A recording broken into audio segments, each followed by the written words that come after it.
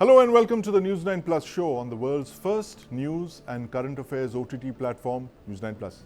India's maximum city, Mumbai, has had a criminal underworld for over half a century.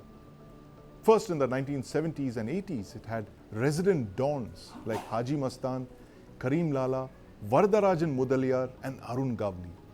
Then in the 90s and early 2000s, it had the non-resident dons like Dawood Ibrahim, Chota Shakil, Abu Salim and Chota Rajan.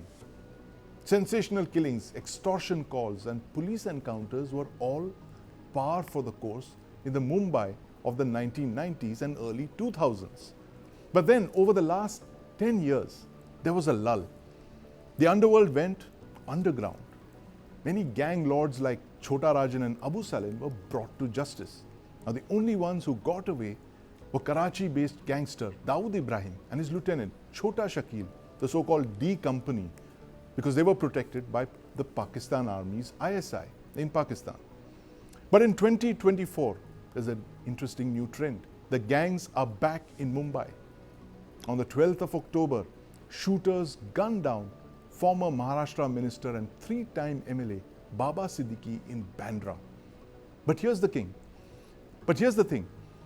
The gangster believed to have ordered Siddique's killing is Lawrence Bishnoi, a gangster from Punjab.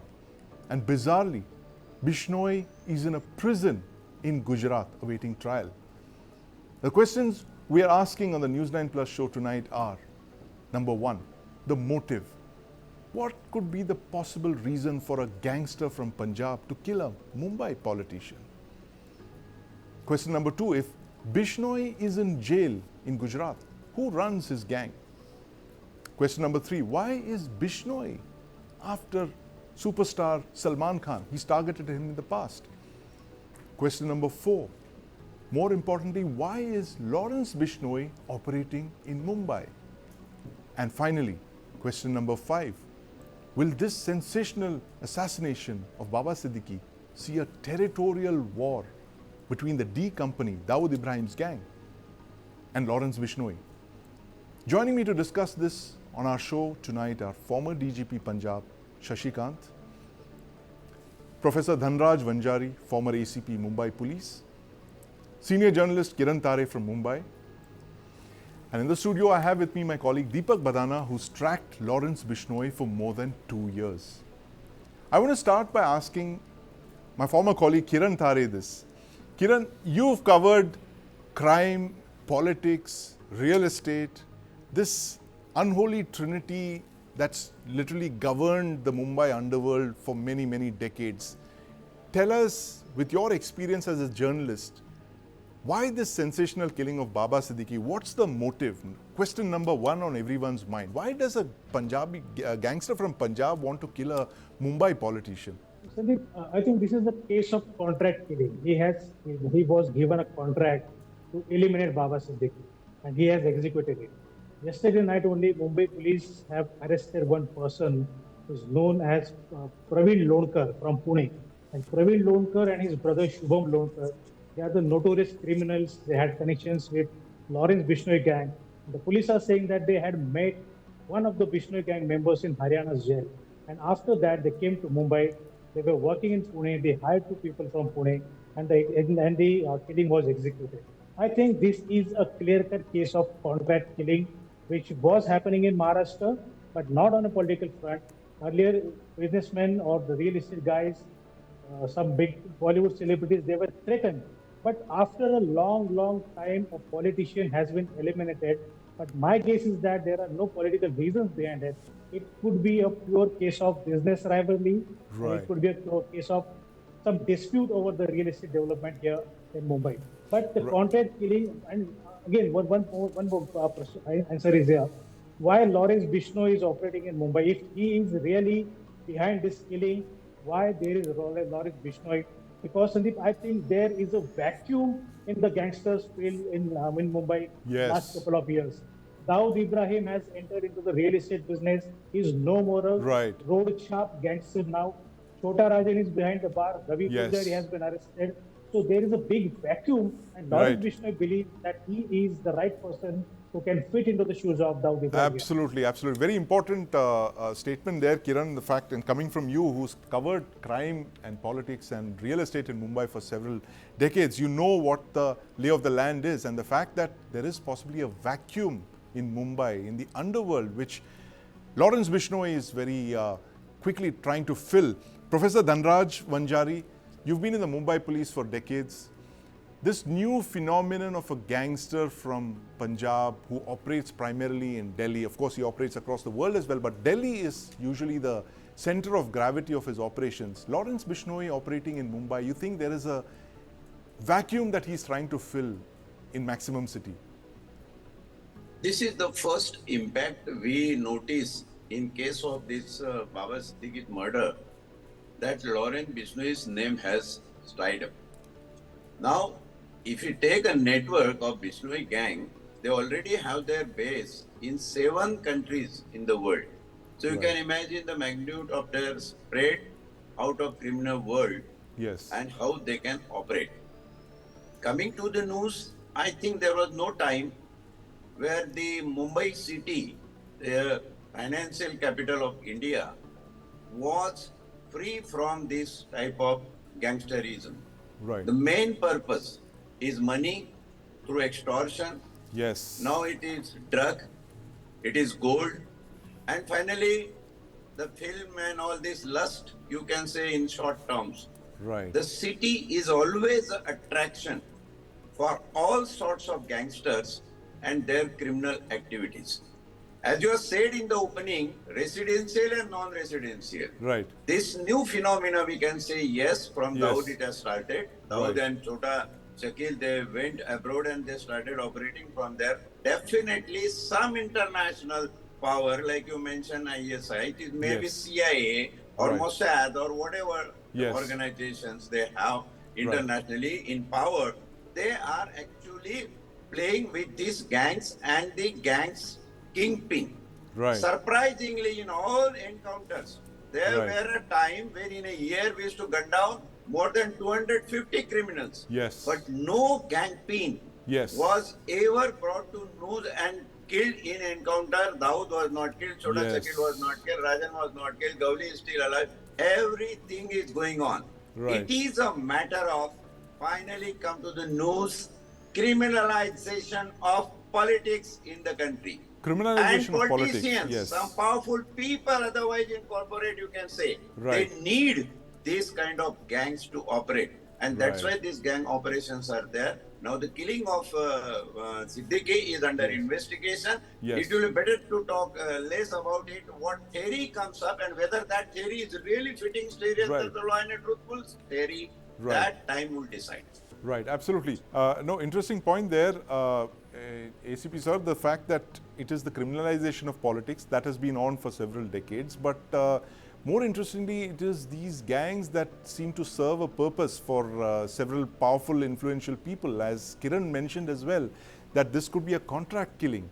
And this was a contract that was picked up by Lawrence Bishnoi's gang, which seems to be all the flavor of the last couple of years. But I want to bring in my colleague, Deepak Badana, who's been studying the Lawrence Bishnoi gang for the last 2.5 years. Deepak, tell us this very unique phenomenon of a gang, the Lawrence Bishnoi crime syndicate, where the crime lord, the gang boss, is sitting in prison in Gujarat, in a maximum security prison. He's moved from Tihar to Sabarmati prison in Gujarat, and he seems to be controlling this massive intercontinental network of shooters and gangsters. And how does this gang really operate? Tell us.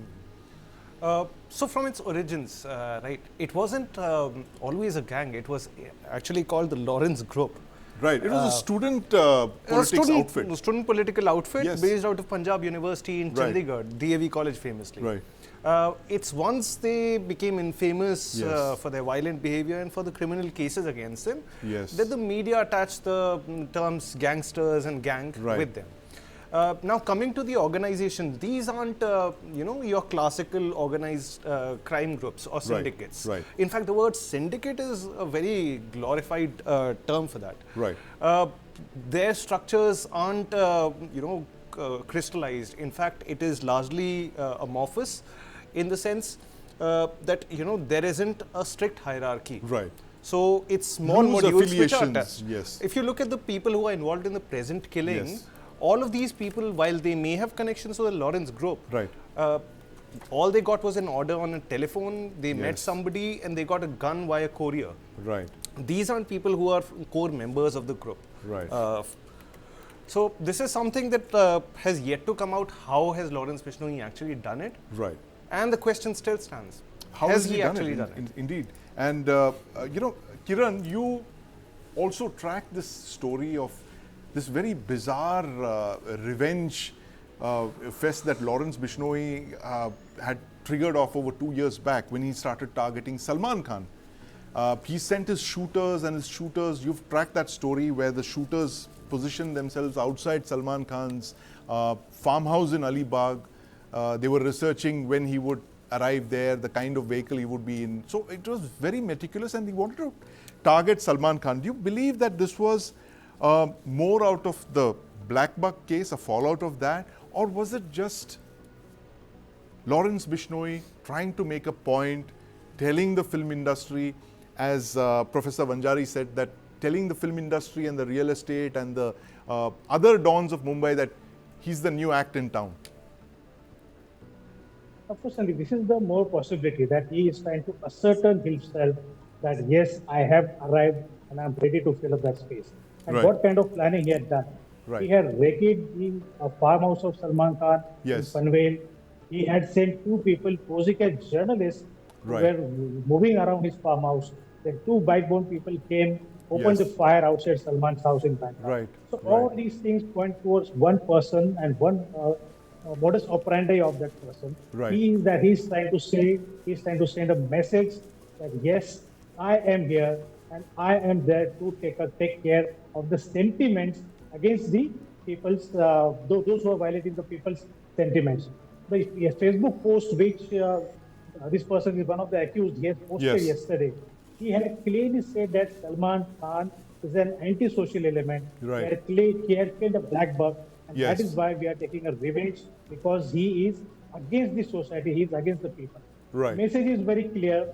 He is targeting a superstar, he is targeting a big actor, a Yes. rich person, and out of that, he may have tried to extort some money as well. Right. Money angle hasn't come out yet. Yes. But my guess is that he must have taken some money, and he has now taken one step forward by killing a person, sending out a message that a Yes. person who has been provided a Y category security could be eliminated in the middle of the road in Mumbai. Yes. That is how Lawrence Bishnoi has tried to send out a very powerful message Yes. that I will eliminate, I can do anything if somebody comes in my mind. In Right, my brain. absolutely. Sending out a message. Lawrence Bishnoi sending out a message. Professor Vanjari, you've analyzed gangs in your career in the Mumbai police.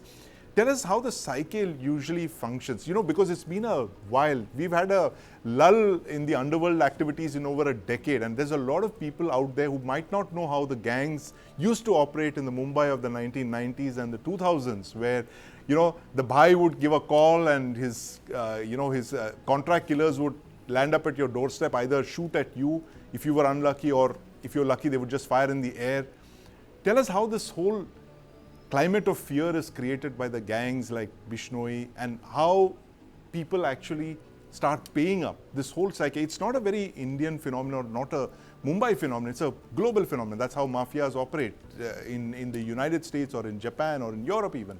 But give us an idea how you see this playing out now. Do you see a larger number of people now willing to pay extortion callers when those calls start coming? How does this play out?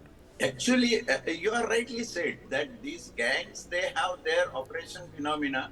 Basically, gangs are getting into birth and coming into existence out of certain socio-economic factors. Right. If you see the Karim Lala's gang and Yes. Rashid Arba and Haji Mastan, all these things, the reasons were that.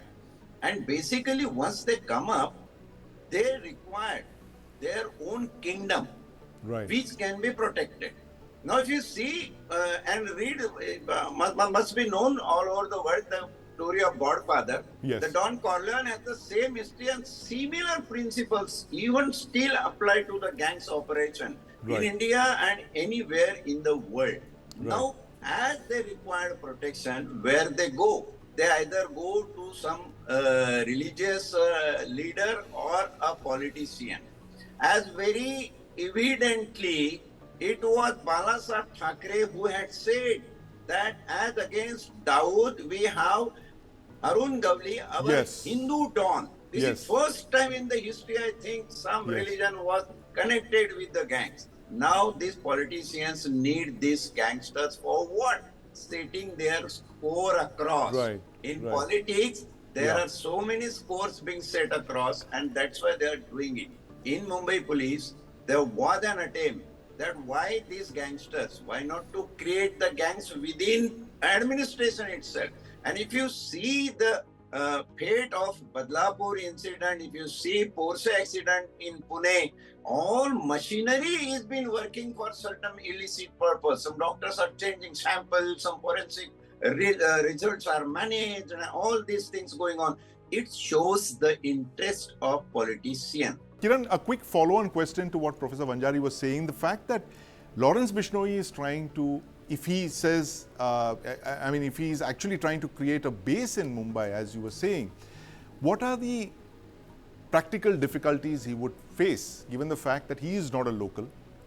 His shooters are not locals. They're all from outside. They're from Delhi, they're from UP, all of these things. So how difficult will it be for an external gangster to strike roots in Mumbai? My friends in police may not agree with this. But Siddique, everybody knows that if you want to set a foot in Mumbai, Yeah. in the criminal world, you must have a patronage from the police department. That is the sad but the bitter truth in Mumbai. So unless and until Lawrence Bishnoi gets someone from the police department or the ex-police and ex-police Yes. officer on his side, he will not be able to send out a very strong foot here in Mumbai. But what Lawrence Bishnoi is trying to say that even if he is not getting local sharpshooters, Yes. even if he is not getting the foot soldiers from Mumbai, Yes. which was the case in earlier Right. 90s and early 2000s, Yes. he is trying to hire the people from outside with a local support. Right. So what has happened in Baba Siddiqui's case, the shooters were from outside, Yes. but they were provided the bullets and the gun from the locals, the Pune guys, the Pune brothers, the Lonka brothers. And the Lonka brothers are known for all these notorious activities. Right, right. They were arrested for possessing gun in early February this year also.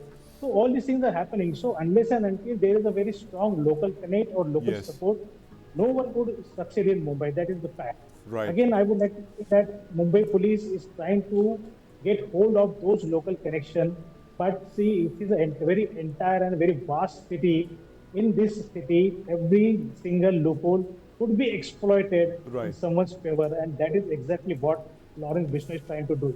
We are Right. not yet sure whether he has really exercised this contract or not, but Lawrence Bishnoi's men are there.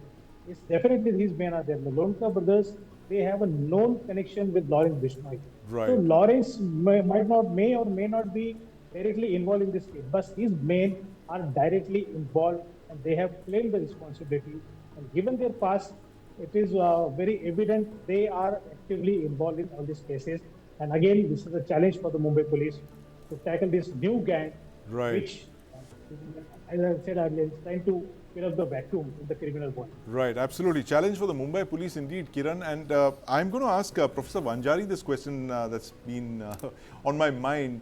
Professor Vanjari, do you see Lawrence Bishnoi's entry into Mumbai as triggering off a gang war between the D company and the Bishnoi gang? And this is something that's come from the Chief Minister Eknath Shinde. He mentioned that just yesterday, saying, I really fear that there's going to be gang war in Mumbai. Do you have that same fear based on your understanding of how gangs work on territories? The fact is that if Bishnoi as an outsider comes into Mumbai, that is somebody else's territory.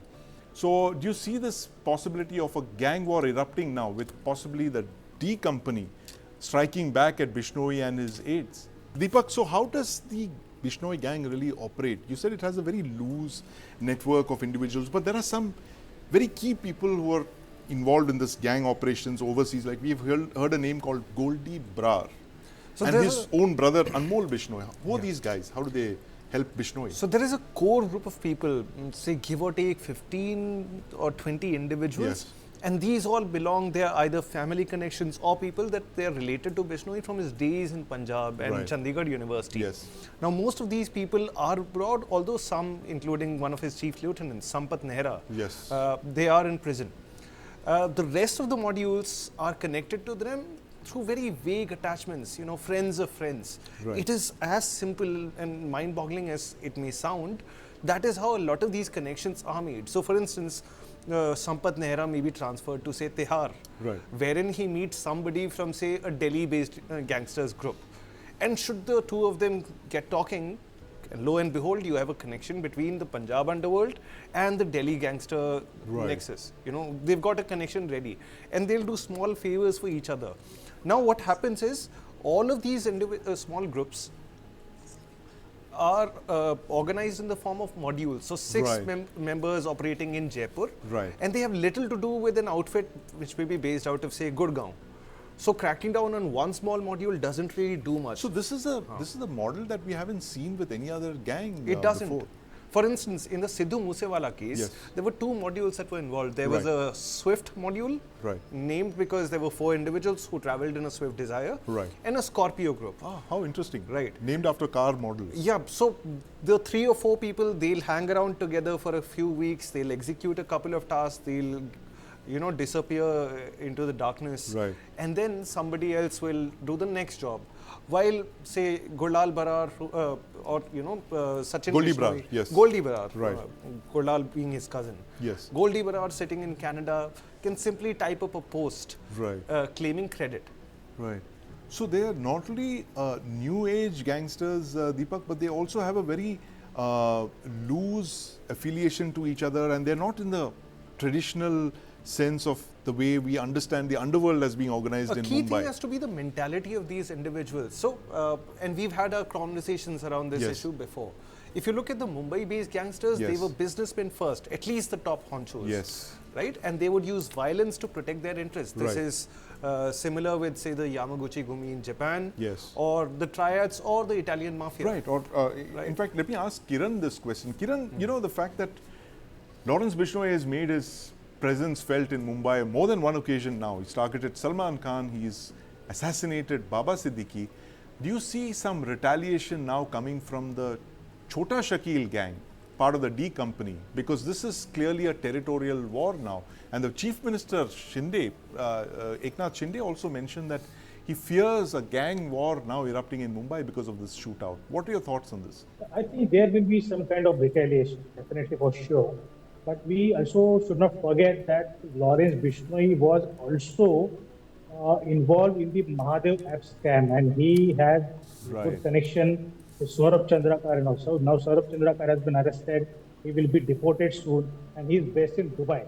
So Dubai, Mumbai, and Karachi, this is a triangle, and I think there will be some kind of retaliation, whether it could be in form of money extortion or whether it could be in form of killing and violence.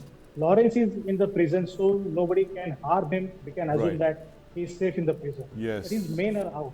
His men are roaming in Pune and Mumbai, and a very small place like Akola and Amravati. There is a village called as Anjangaon Surji in Amravati district. And they are based there. So in a tiny village, gangsters are producing.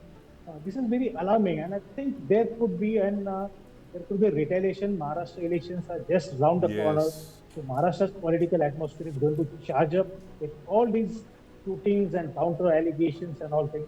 I think there will be definitely a reaction and a very strong counter reaction as well. Right, absolutely. A very strong reaction and counter reaction. You heard it from journalists who have been tracking Lawrence Bishnoi and this sensational assassination of Baba Siddiki in Mumbai very recently. But thank you very much, Professor Vanjari, Kiran Thare, and of course my colleague Deepak Badana for telling us more about the Lawrence Bishnoi syndicate and their plans to expand into Mumbai.